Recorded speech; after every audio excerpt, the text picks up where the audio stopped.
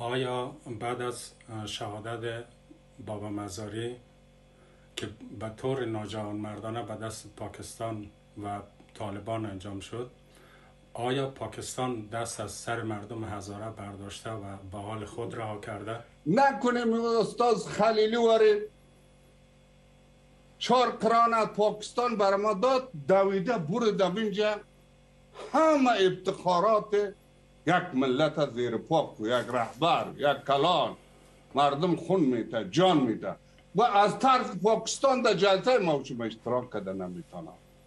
به این رقم رهبرا را از پالی خود دور کنیم.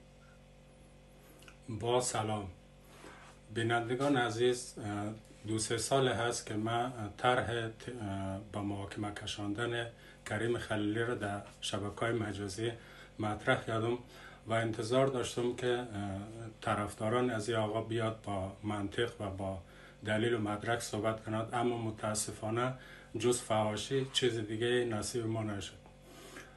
اینها فقط میاد بر من میگه که تو با چی مدرک این گپ میزنید. ببینید قومای عزیز، ما با آقای خلیلی در یک اداره یا در یک وزارتخانه با هم کار نمیکردیم که آقای خلیلی پای یک ورق خائنانه را امضا کنه و ما او را کپی کنم و بگم این مدرک. ما برای شما یک مدرک عقلی میدم، شما خودتان روی از این گپ ما خوب دقت کنید و به عقل خود مراجعه کنید، ببینید عقلتان چی میگه. همونطور که میدانید پاکستان در پشت ترور بابا مزاری در این توطئه دست داشته با کمک به یاری گروه طالبان. یک کشوری مثل پاکستان که سازمان جاسوسیش اونقدر قوی است که بابا مزاری یک رهبر که اونم نیروی نظامی و اونم تشریفات و اونم ادبات نظامی داشت، او را موفق میشه به شهادت برسانه.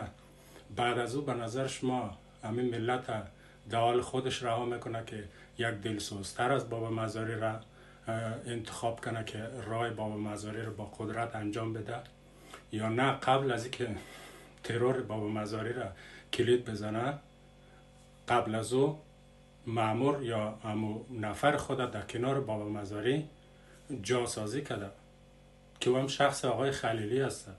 شما اگر جای مثلا سازمان جاسوسی پاکستان باشین، یک مردم که وقت رهبر دلسوزش ازش میگیرین، در حال خودشان اونا را وامگذارین که او دلسوزتر از بابا مزاری رو براش بالای سر خود انتخاب کنه. عقل شما چی میگه؟